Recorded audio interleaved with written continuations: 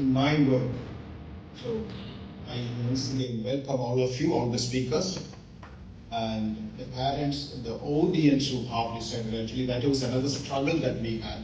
We are supposed to have only 100 people, 100 audience. So there were a lot of people wanted to.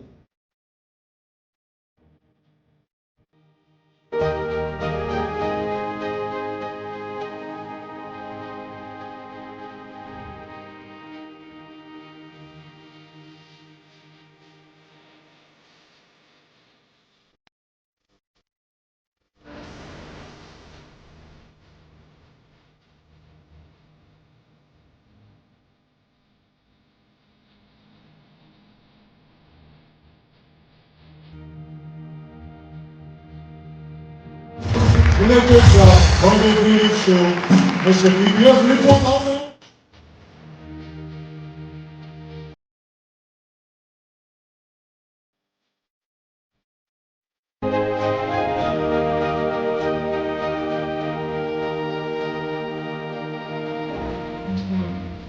Нас невътрешни fish, director, TEDx speakers, and guests. I wish I had confined myself because I am somewhat nervous about the number of speakers who are going to speak after me. I used to do some TEDx talks that was before the pandemic. So I seem to have forgotten the rules, regulations, and so on. So maybe I should have just confined myself to saying how nice it is. But I can take one distinction. I'll be the oldest TEDx speaker today. Nobody else can claim that today, and that's a distinction I have. So whatever mistakes I make and whatever aberrations you may find, please attribute to my age. TEDx is a fascinating institution, as you all know. And we're all dreaming about a day when you'll be invited to Los Angeles to deliver a TEDx talk. It could be any subject. The most fascinating TEDx talk I ever heard was from a 14-year-old Kenyan schoolboy. If you have not heard it, please listen. And what he did was to speak in Los Angeles about how to keep lions away from your garden.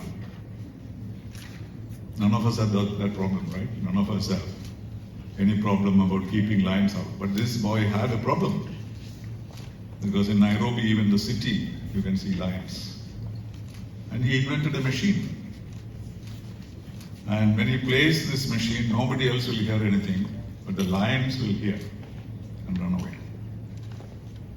And the TEDx company found it so fascinating that he was invited to present this book, which has just come out of the press. It's called the Indian Foreign Service, Charms and Challenges.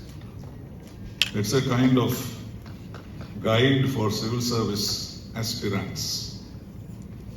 Because many of you, there may be civil service aspirants here. Do not opt for the foreign service because you don't know much about it. I did the same without knowing anything about it. My father told me that you should become an ambassador one day when I was 12. And I was wondering, how could I be an ambassador? Because ambassadors were cars those days. But I didn't have the courage to ask my father, how do I become a car? I said, yes, okay, I'll become an ambassador. And I did become an ambassador. Because of that little notion in your mind, not because I knew anything about it. But today there has been an issue that many people who do not know anything about the foreign service